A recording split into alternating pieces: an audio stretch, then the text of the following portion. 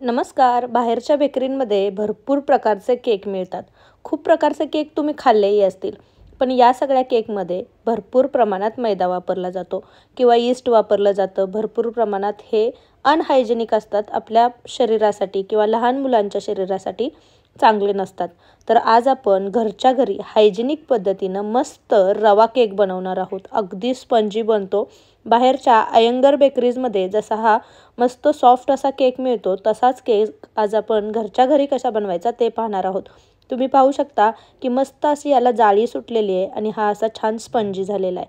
तर असा हा मस्त जाळीदार रवा केक घरच्या घरी कसा बनवायचा ते आज मी तर आज हा केक आपण कढईमध्ये बनवणार आहोत. गॅसची फ्लेम मी चालू केली आणि यावरती एक पसरट कढई ठेवली. यामध्ये मी एक स्टँड ठेवणार आहे. गॅसची फ्लेम लो ठेवायची, यावरती झाकण ठेवायचं आणि ही आपण प्रीहीट करून घेणार आहोत साधारण 10 ते 15 मिनटं. प्रत्येकाच्याच घरी ओव्हन असेल असं नाही, त्यामुळे आपण हा केक सर्वांना बनवता येईल अशा पद्धतीने बनवणार आहोत. त्यामुळे हा केक आज मी कढईमध्ये बनवून दाखवते. या जागी तुम्ही पसरट जाडबुडाचं पातेलं घेतलं तरीही चालेल. सेम प्रोसेस ठेवायची. आता आपली कढई प्रीहीट होते तोपर्यंत आज आपण हा केक मिक्सरच्या भांड्यामध्ये बनवणार आहोत. अजिबात जास्त भांड्यांचा पसारा करणार नाही आहोत. हा केक आपण मिक्सरच्या भांड्यात बनवणार आहोत. तर इथे मी एका वाटीने 1 वाटी रवा घेतलेला आहे. इथे मी बारीक रवा घेतला आहे. बारीक मोठा कोणताही घेतला तरी चालेल, कारण हा आपण मिक्सरच्या भांड्यामध्ये बारीक करून घेणार आहोत. तर इथे 1 वाटी आपण रवा घेतलेला आहे.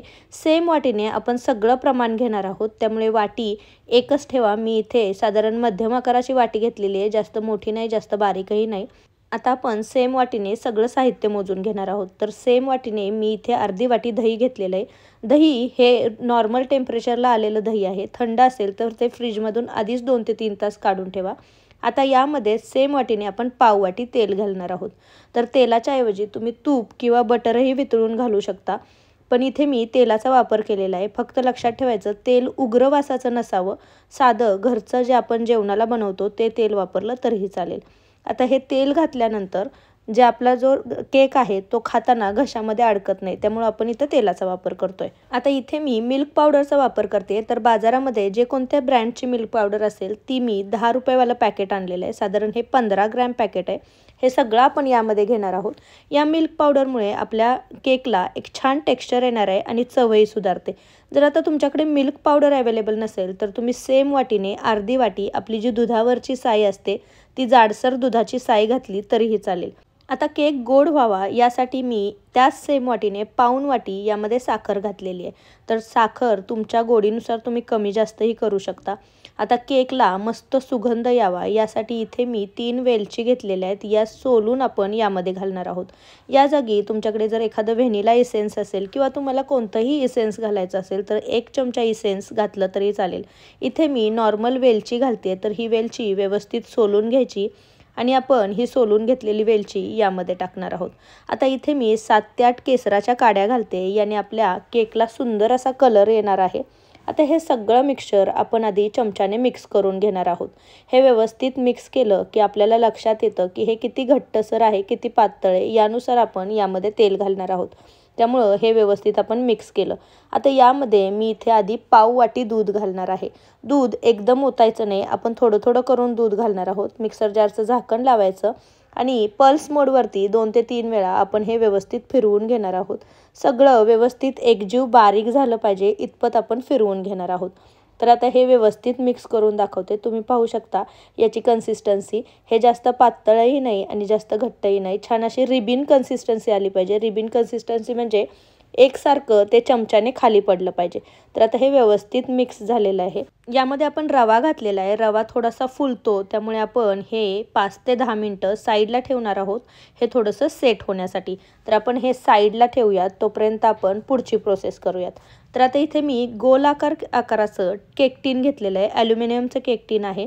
तुमच्याकडे जर कोणत्याही आकाराचं केक टीन असेल तर त्याचा वापर केला तरीही चालेल किंवा घरामध्ये असे जे कुकरचं भांडं असतं त्याचा वापर केला तरीही चालेल. पण शक्यतो ॲल्युमिनियमच्या भांड्याचा वापर करायचा, त्यामध्ये केक छान बनतो. तर आता ह्या केक टीनला आपण आधी तेल लावून घेणार आहोत. बटर पेपरचा वापर न करता आज मी साध्या पद्धतीनं केक दाखवते, त्यामुळे याला आपण तेल लावून घेणार आहोत. तेलाने व्यवस्थित हे सगळं भांडं ग्रीस करून घ्यायचं. सगळ्या साईडने तेल लावून घ्यायचं, त्यामुळे केक सुटायला मदत होते. आता इथे मी 1 चमचा गव्हाचं पीठ घातलेलं आहे. तुम्ही या जागी मैद्याचाही वापर करू शकता. हे पीठ आपण सगळ्या भांड्याला व्यवस्थित पसरून घेणार आहोत, सगळ्या बाजूने लावून घेणार आहोत. पिठामुळे काय होतं, जे आपला केक आहे तो नंतर सुटायला मदत होते. तर व्यवस्थित सगळं लावून घ्यायचं. आता जे एक्स्ट्राचं पीठ राहिलेलं आहे ते आपण एखाद्या ताटामध्ये टॅप करून काढून घेणार आहोत. जेणेकरून काय होतं, जे आपला जो केकला करपट वास येत नाही, कारण ते पीठ नंतर आपण केक शिजायला घातल्यानंतर थोडंसं जळतं, त्यामुळे करपट वास येऊ शकतो. तर हे एक्स्ट्राचं पीठ टॅप करून काढलं. तोपर्यंत 5 ते 10 मिनटं झालेत. आपला रवाही छान सेट झालेला आहे. आपण एकदा व्यवस्थित मिक्स करून बघू. थोडासा हा दाटसर झालेला आहे. यामध्ये अजिबात दुधाची गरज नाही आहे. आता यामध्ये आपण थोडंसं मीठ घालणार आहोत. मीठ घातल्याने गोडाचा जो पदार्थ आहे त्याची चव अजून छान सुधारते. त्यामुळे थोडंसं मीठ नक्की घालायचं.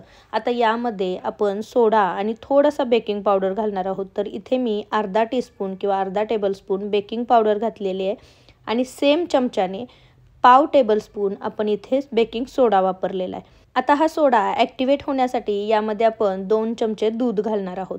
तुमच्याकडे जर बेकिंग सोडा आणि बेकिंग पावडर नसेल तर तुम्ही या जागी 1 इनोची पुडी घातली तरीही चालेल. आता पुन्हा आपण पल्स मोडवरती 1-2 मिनटं हे व्यवस्थित फिरवून घेणार आहोत. जास्त फिरवायचं नाही. 1-2 ते 3 वेळा हे व्यवस्थित फिरवून घेतलं. एकदा मिक्स करून घ्यायचं. आता बेकिंग पावडर आणि बेकिंग सोडा घातल्यानंतर जास्त वेळ लावायचा नाही. तर आपण हे पटकन सगळं जे मिक्सचर आहे ते ह्या केक टिनमध्ये काढून घेऊयात. तर तुम्ही पाहू शकता याची कन्सिस्टन्सी छान रिबिन कन्सिस्टन्सी झालेली आहे. तर असंच हे मिक्सचर तयार करायचं. जास्त पातळ किंवा जास्त घट्टसर करायचं नाही. सगळं मिक्सचर आपण काढून घेतलेलं आहे. आता हे व्यवस्थित टॅप करून घ्यायचं, जेणेकरून यामध्ये जे एअर बबल्स राहिलेले असतील ते रिमूव्ह होतील. तर मस्तपैकी आपण 2 ते 3 वेळा हे टॅप करून घेतलं.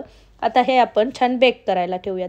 तर आपलं 15-20 मिनटं झालेले आहेत आणि आपली जी कढई आहे ती छान प्रीहीट झाली आहे. वरचं झाकण गरम होतं आणि झाकण उघडल्या एकदम गरम वाफ लागते, म्हणजे आपली कढई छान हीट झालेली आहे. आता यामध्ये ह्या केक टीन ठेवायचा, बरोबर मध्यभागी ठेवायचा आणि यावरती झाकण ठेवायचं. आता या झाकणातून वाफ जाऊ नये म्हणून मी यावरती एखादं जडसर भांडं ठेवते. इथे मी खलबत्ता ठेवलेला आहे. जे काही जड असेल ते तुम्ही यावरती ठेवू शकता. आता गॅसची फ्लेम लो ठेवायची आणि साधारण 25 ते 30 मिनटं हा केक बेक व्हायला लागतात. लो फ्लेमवरती 25 ते 30 मिनटामध्ये हा केक व्यवस्थित बेक होतो. 25 मिनटानंतर तुम्ही एकदा झाकण काढून बघू शकता. मध्यभागी जर ओलसर वाटलं तर पुन्हा एकदा झाकण ठेवायचं. तर 30 मिनटं झालेली आहेत. मी एकदा झाकण काढून बघते. मी आधीमध्येही एकदा झाकण काढून पाहिलेलं होतं. आपला केक तेव्हा बेक झालेला नव्हता. मी पुन्हा एकदा झाकण काढून बघते आहे. तर आता आपण चाकू घुसवून बघूयात. तर आपला केक तुम्ही पाहू शकता चाकू अगदी क्लीन आलेला आहे, म्हणजे केक व्यवस्थित बेक झालेला आहे. तर आपण हा केक गॅसची फ्लेम बंद करणार आहोत आणि केक काढून घेणार आहोत आणि हा पूर्णपणे थंड करून घेणार आहोत. थंड झाल्यानंतरच हा व्यवस्थित केक भांड्यांमधून सुटतो. तर साधारण 5 ते 10 मिनटामध्ये हा केक छान थंड झाला. एखादी प्लेट ठेवून मी यावरती टॅप करून घेणार आहे आणि टॅप केलं की हा केक व्यवस्थित मस्त सुटतो. तर केक आपला मस्त बेक झालेला आहे. खालून अजिबात करपलेला नाही आहे. याला सुंदर असा कलर आलेला आहे. तर केक आपला मस्त स्पंजीही झालेला आहे. मी तुम्हाला दाबूनही दाखवते. तर यातला आपण एक तुकडा काढून घेणार आहोत. त्याआधी मी तुम्हाला दाखवते की आपला केक किती छान स्पंजी झालेला आहे. थोडासा बेकिंग सोडा आणि पावडरमुळे हा छान स्पंजी असा तयार होतो. तर यातला आपण एक तुकडा काढून दाखवणार आहोत आणि याला तुम्ही पाहू शकता मस्त अशी जाळीही सुटलेली आहे. तर असा छान असा याचा मी त्रिकोणी तुकडा काढून घेते आणि तुम्ही पाहू शकता याला किती सुंदर अशी जाळी सुटलेली आहे. तर आपल्या केकला सोड्यामुळे आणि बेकिंग पावडरमुळे मस्त अशी जाळी सुटते. तुम्ही सोड्याच्या ऐवजी इनोचाही वापर करू शकता. छान असा स्पंजी लुसलुशीत असा हा केक तयार झालेला आहे.